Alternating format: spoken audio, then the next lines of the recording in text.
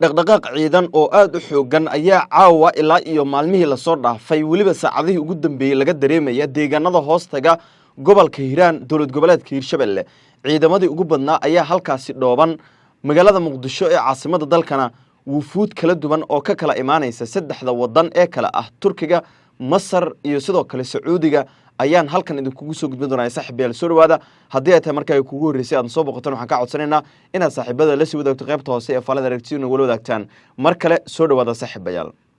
aynu ku bilowno wararka ka imaanaya gobolka Hiiraan dowlad goboleedka Hiirshabelle ayaa ku soo waramaya in halkaas ay ka socdaan dhaqdhaqaaq ciidan iyo abaabulkii ugu dambeeyay ee la doonayo in lagu qabto deegaanada gobolkaasi gaar ahaan Maxaas, Muqokuri ilaa iyo deegaano dhowr ah oo istiraatiiji ah kuwaas oo maalmihii la soo dhaafay ay gacanta ku hayeen kooxda Al-Shabaab.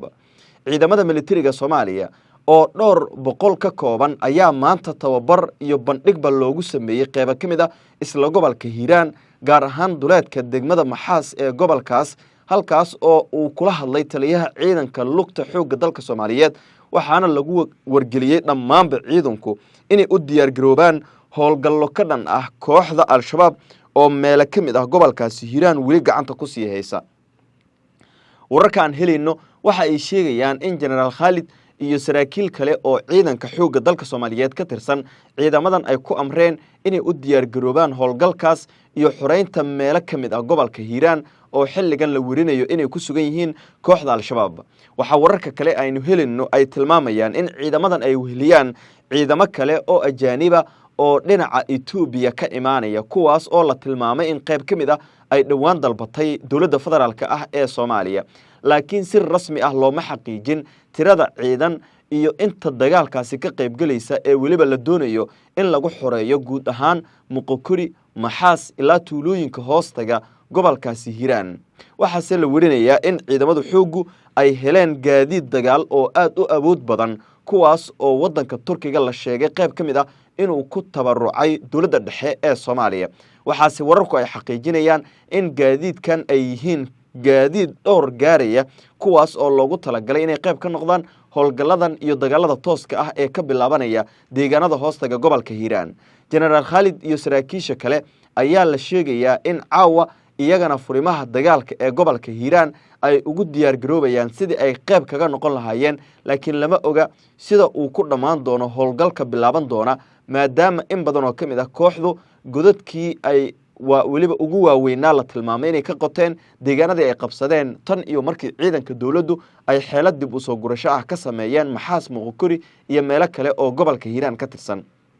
deegaanadan horay waxaa ugu geeriyooday saraakiil caan ah qabashadooda ilaa iyo haddana ma jirto cid si rasmi ah ugu sugnaatay. kooxdii Al-Shabaab ahayd ayaa weeraro qaraxyo ku bilowday ku qaaday deegaanadan ugu dambeynna waxaa faaruujiyay ciidankii xoogga dalka iyo kuwii deegaanka ee la tilmaamay inay ku sugnaayeen isla qayb ka mid ah deegaanada aan soo xusnay. waxaa sidoo kale jira howlgalkan iyadana in rag badan la sheegay in ay tilmaameen inay diyaar u yihiin inay u shahiidaan qabashada Muqokuri iyo Maxaas iyo meelo kale oo muhiim u ah kooxdu oo aysan ka quusan ilaa iyo hadda ay ku sii siqayaan ciidanka militariga Soomaaliya. kaliya Hiiraan kuma koobna howlgalladan waxaa jira meelo badan oo ka tirsan gobolka Shabeellaha Dhexe oo guud ahaanba deegaanada Hiirshabelle ka tirsan oo iyadana howlgallo noocani oo kala ah ay ka socdaan. waxaan si gaar ah diiradda u saari doonaa saaxiibayaal maalmaha soo aadan howlgalladan iyo waxa kale ee ka soo kordha. aan intaas kaga gudubno maalinimada birita ah iyo wixii ka dambeeya waxaa la tilmaamay in wufuud heer caalami ah oo ay ku jiraan madax ka kala socota wadamada Turkiga, Sacuudiga iyo Masar ay imaan doonaan magaalada Muqdisho ee caasimada dalka iyaga oo wada jira waliba. waxaa la warinayaa in magaalada Muqdisho ee caasimada dalka bandow lagu soo rogi doono maalmaha soo aadan waa marka ay mas'uuliyiintan wadanka yimaadaan ama xitaa inta ay ku soo wajahan yihiin. inkastoo marar badan ay dhacday in shacabka Muqdisho ay u dhibaatoobaan madax wadamo kale ka yimid oo dalkoodii kuwa joogayna marka ay wadooyinka marayaan laga xireeyo qayb ka mid ah socodkooda. hase yeeshee waxaa la warinayaa in madaxdan soo aadan maalmaha soo aadanna imaan doona iyagana loo xiri doono guud ahaanba wadanka. waxaase la sheegay inaysan jiri doonin dhaqdhaqaaq ay shacabku samayn karaan ama gaadiidka Muqdisho oo si toos ah markaasi u adeegsan kara.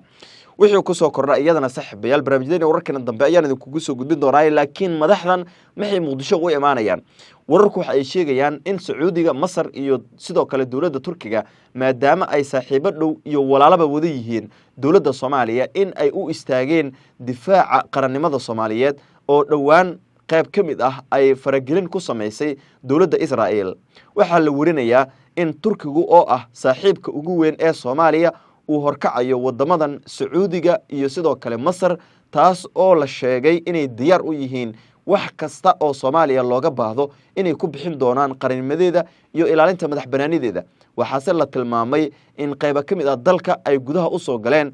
dawladda sahanuuniyadda ee Israa'iil waxaana la warinayaa in uu kamid ahaa wasiirkeedii arrimaha dibadda oo dhawaan yimid maamulkaasi Somaliland gaar ahaan magaalada Hargeysa iyadoo taasi ay ka careysiisay madax badan oo wadamada caalamka ah sida Turkiga, Sacuudiga iyo Masar. haddaba Turkiga waynu garanay Sacuudigana halkay Soomaaliya ka taagan tahay dawladda Sacuudiga waa dawlad si weyn iyo si buuxdaba u garab istaagsan dawladda federaalka ah ee Soomaaliya muddo badan oo kamid ah waxa ay ku bixisay dadaal sidii qarannimada Soomaaliyeed looga difaaci lahaa cadawga dibadda kaga soo duulay waxa sidoo kale ay ku difaacday fagaarayaasha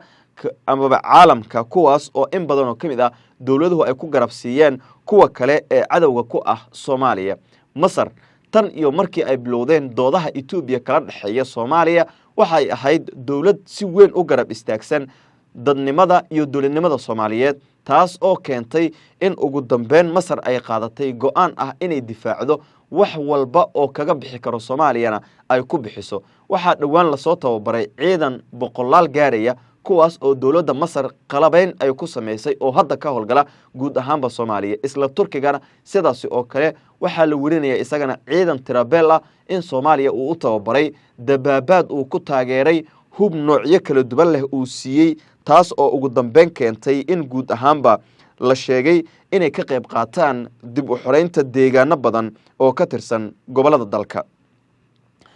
wixii ku soo kordha saaxiibayaal xaaladan iyo maalmaha soo aadan oo la filayo in kulamadan ay noqdaan kuwa aad u sii xoogeystay ama ba sii xoogeysanaya waxa la filayaa inay iyagana qayb ka noqdaan kulamadan wasiiro ka tirsan xukuumadda federaalka ah ee Soomaaliya inta ay Muqdisho ku sugan yihiin waxa ay la hadli doonaan dadweynaha Soomaaliyeed gaar ahaan madaxda xilka haysa oo ugu horeeyo madaxweynaha Jamhuuriyadda Federaalka ah ee Soomaaliya Xasan Sheekh Maxamuud sidoo kale ra'iisul wasaaraha Jamhuuriyadda Federaalka Soomaaliya Xamse Cabdi Barre iyo xubno markaasi kamid ah dawladda dhexe ee Soomaaliya qaarkoodna waxaaba la wariyay inay qaban qaabinayaan wada hadal u dhaxeeya mucaaradka iyo dawladda dhexe gaar ahaan madaxweyne Xasan Sheekh Maxamuud iyadoo ilaa hadda xog rasmi ah laga hayn laakiin arintaas la tilmaamay inay ku imaan doonaan oo Muqdisho waliba ay ugu sii sugnaan doonaan wixii ku soo kordha barnaamijyada wararkeena dambe ayaan idinku soo gudbin doonaa hadii ilaa dhamaadka aad nala soo gaartay waxaan ka codsanayaa inaad saaxiibada la sii wadaagto qaybta hoose ee faladana aragtida nagu la wadaagtaan